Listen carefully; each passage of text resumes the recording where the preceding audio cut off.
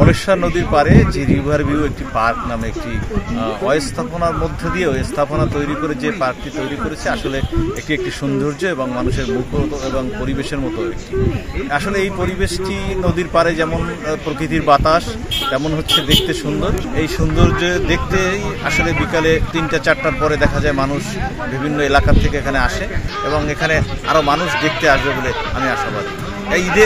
ঈদে আমরা ঘুরতে এসেছি, ছেলে বউ পরিবেশ সবাইকে নিয়ে যেমন ঘুরতে এসেছি এরকম সবাই এসেছে দেখতে। যেমন জায়গাটি একটি নদীর একদম প্রকৃতি বাতাস আমাদেরকে ঘিরে আছে পরিবেশটাই এবং খুব সুন্দর এবং এখানকার আইন শৃঙ্খলায় যারা আছেন তারাও মোটামুটি আইন শৃঙ্খলা নিয়ন্ত্রণে আছে, যে কোনো বিশৃঙ্খলা ছাড়াই এই পার্কে ঘুরে সবাই বাড়িতে চলে যাচ্ছে। ভালো কোনো বসার ব্যবস্থাপনা নেই, আসলে এখানে আসাটা ঠিক যেন লোক দেখতেই লোকজন আসে এরকম মনে হয় এখানে আসার পরে।